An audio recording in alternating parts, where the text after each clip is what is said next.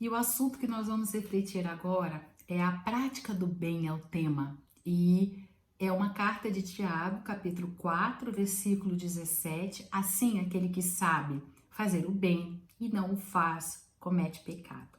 Tiago era meio irmão de Jesus, filho de Maria e de José.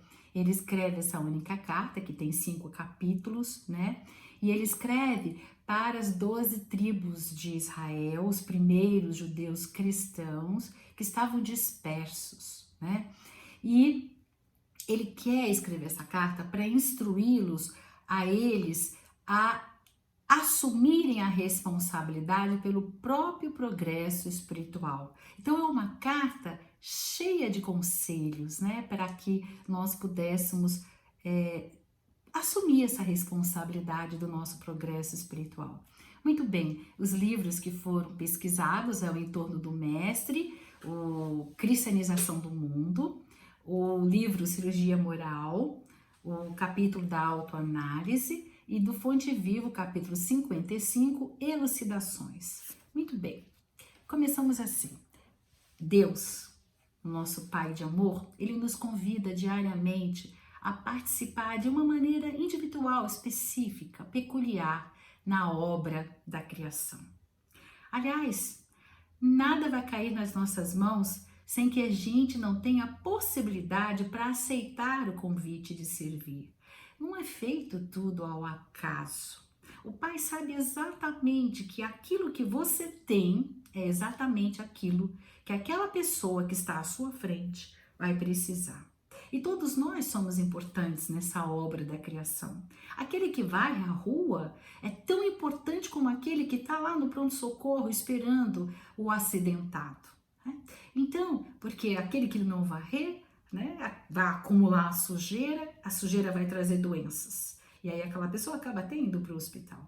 Então, tudo é importante, todo o trabalho, todos na obra da criação a qual estamos sendo hoje convidados são extremamente importantes. Não existe um melhor ou um pior. Existe a importância, da sua importância nessa obra da criação. E Dr. Inácio Ferreira, através de Carlos Bacelli, disse o seguinte, abre aspas, todos nós construímos ao nosso arredor o ambiente necessário para a construção definitiva na nossa alma. E é verdade, quando nós agimos com amor, com alegria, né, sempre prontos a auxiliar, fazendo com generosidade, com boa vontade, as pessoas querem estar ao nosso lado. Se a gente grita socorro, todo mundo corre, larga o que está fazendo, né? Então a gente vai tendo um estímulo para continuar assim. Se o oposto acontece, estamos sempre reclamando, sempre colocando dificuldades, sempre de mau humor, agressivos, né, críticos, julgadores, as pessoas tendem a querer se afastar.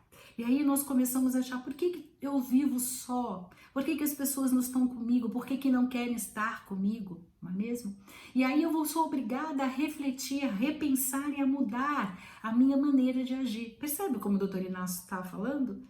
Nós é que criamos a nossa volta. E as situações que nós recebemos em troca acaba fazendo com que a gente tenha que mudar e transformar. Não nos é lícito fugir das responsabilidades que nos compete. Quando chega a nossa informação de que algo chegou, um neto, um filho, um sobrinho, alguém que nós temos que cuidar, alguém que caiu numa doença, que nós vamos ter que ajudá-lo. Então, são coisas novas.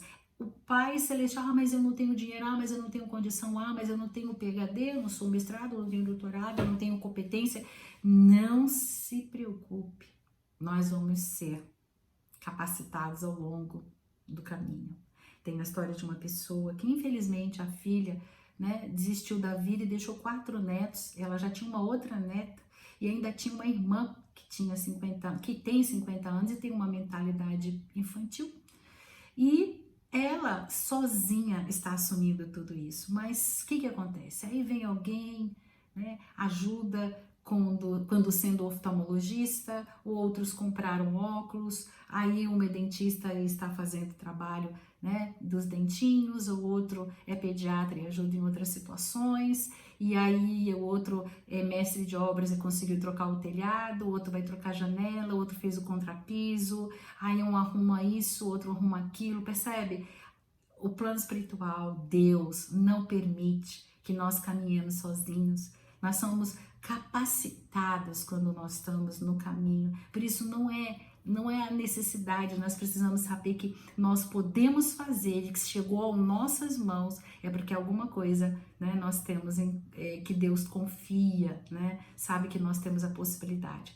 E mesmo que não tivermos, nós vamos encontrar quem nos auxilie e nos ajude. Às vezes a gente fica com a falsa ideia de que somos seres mais virtuosos, não queremos nos misturar, precisamos, né, preservar a nós mesmos. E aí, gente, a gente acaba de perder a oportunidade de servir e praticar pontos importantes do nosso próprio aprimoramento, né? Porque diz irmão José, né, no livro Vigiai e Orai, que quando nós abaixamos para erguer alguém, nós nos erguemos com ele. Olha que interessante, nossas pernas inclusive ficam mais fortalecidas para nos mantermos de pé em outras situações mais difíceis, não é mesmo? E existe uma história que conta que alguém, né, estava lá e dizendo no plano espiritual que estava pronto para ajudar.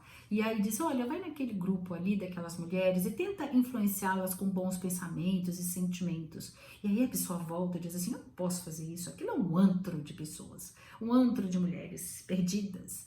E aí ele fala, então vai nesse grupo de jovens, precisa de orientações, faz chegar até eles novas situações. Ele vai lá e volta, não, mas aqueles são pessoas ligadas aos vícios, eu não posso fazer, olha como ele trata as pessoas. E assim ele foi perdendo, gente, a oportunidade de servir, né?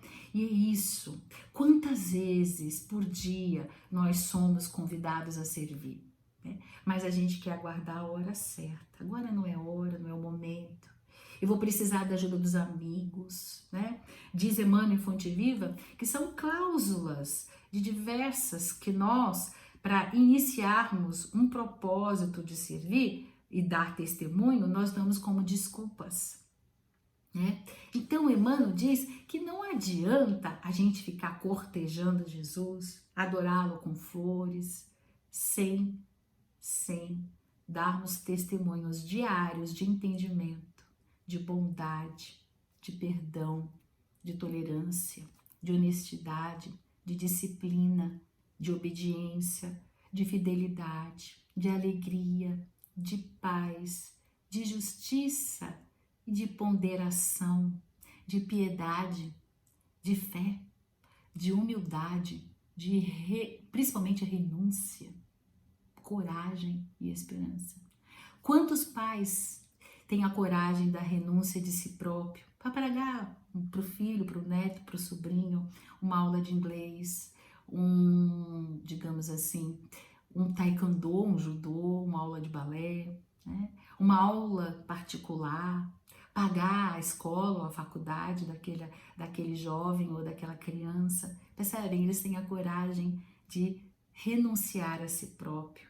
E é isso, é esse testemunho diário que faz cortejar o nosso Mestre Jesus, né?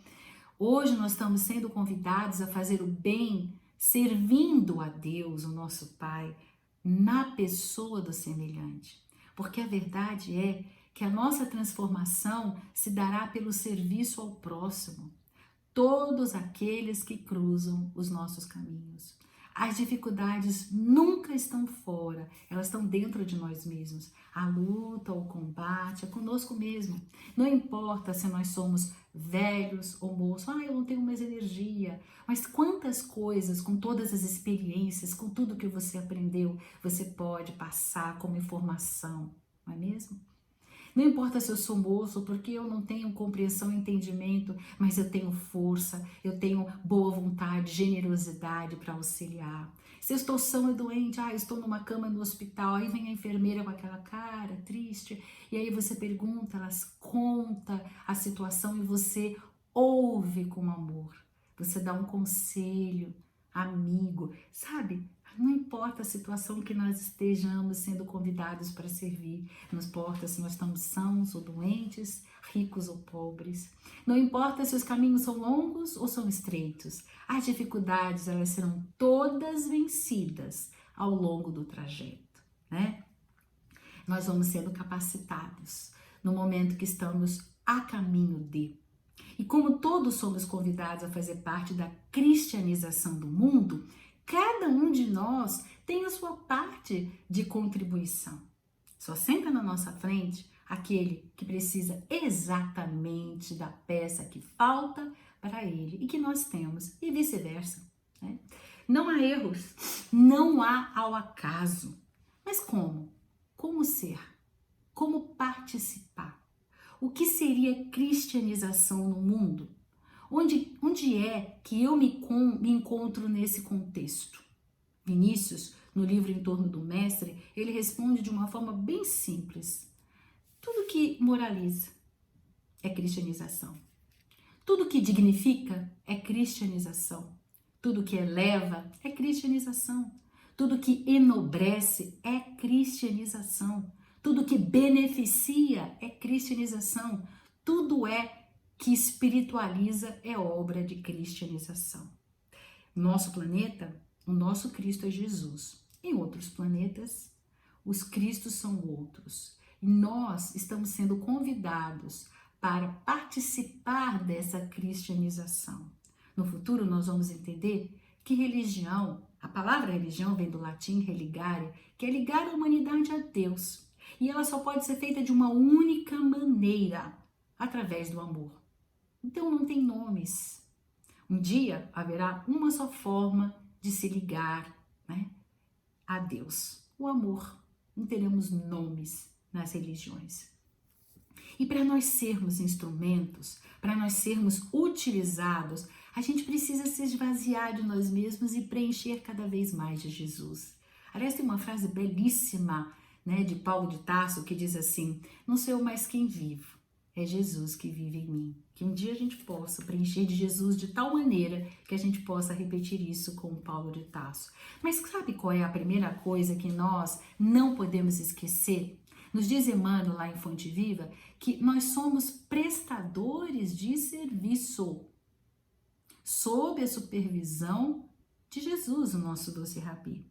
Onde os louros, a glória, o reconhecimento é daquele que criou os planos para a nossa circunstância de vida. Então não é para nós os louros daquilo que nós fazemos. Nós somos só prestador de serviço. E ele nos pede que nós venhamos a alinhar a nossa consciência, os nossos propósitos de vida, os nossos sonhos, à consciência do grande renovador do nosso planeta, Jesus. Então tudo que nós fizermos, nós temos que ligar a Jesus.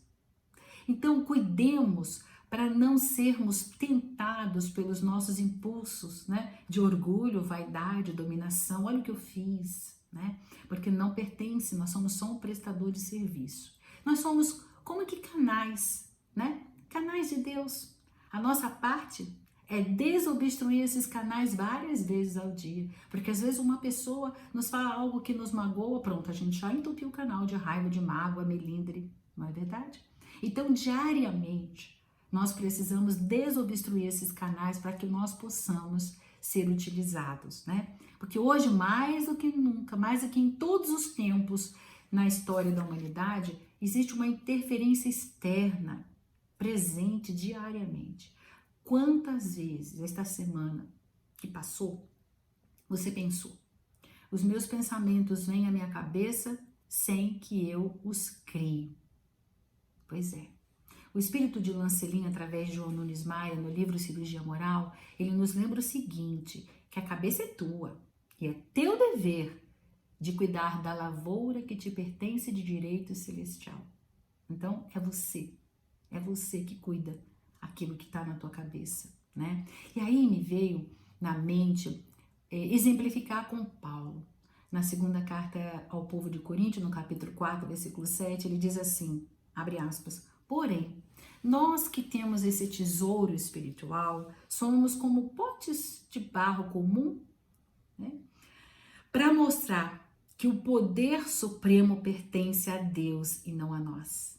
Olha que lindo, né? Paulo utiliza essa ilustração muito interessante, porque ele se compara a vasos de barro frágil.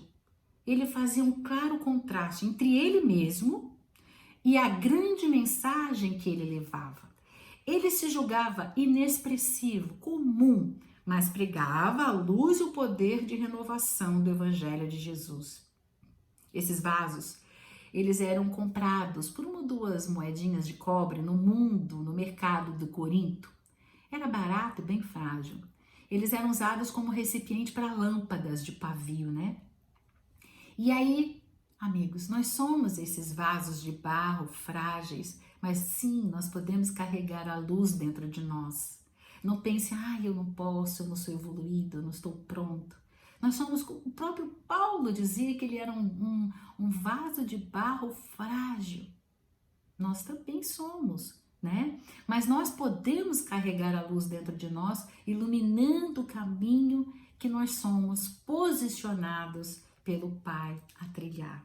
Amigos, muitos olhos estão nos olhando. Diz Lancelin, nós somos responsáveis pelo que despertamos nos outros. Por isso, a necessidade de vigiar, acendendo luzes em todos os nossos pensamentos. A origem de todo bem é, por sua vez, a origem de todo mal. O pensamento vai gerar sentimento e o sentimento, as atitudes. Então depende do pensamento. Toda alma que poda as suas investidas no mal, afiniza-se com o bem. E ela deixa brilhar a fraternidade em todo o seu caminhar. Não tem uma frase aí que diz que a enxada fica enferrujada quando ela está parada? Que o alimento indefinidamente guardado sem proveito termina em decomposição? Pois é, não desertemos do trabalho que nos compete fazer. Por quê? Alguém vai nos substituir no momento seguinte, porque a obra de Deus, ela não depende de nós exclusivamente, mas a obra que nós desertamos abre na nossa alma a sombra. Aí a gente acaba, encarcerados pela melancolia, pela incerteza, pela ignorância e principalmente, gente, pela dor. A dor na alma, ela não está, lá no passado, onde nós estivemos, e nem muito menos no futuro, porque ainda nem chegamos lá. Mas a dor da nossa alma está aqui, ela se encontra no presente, aonde nós estamos, no hoje. Por isso que Tiago nos advertiu. Assim, aquele que sabe fazer o bem e não faz, comete pecado.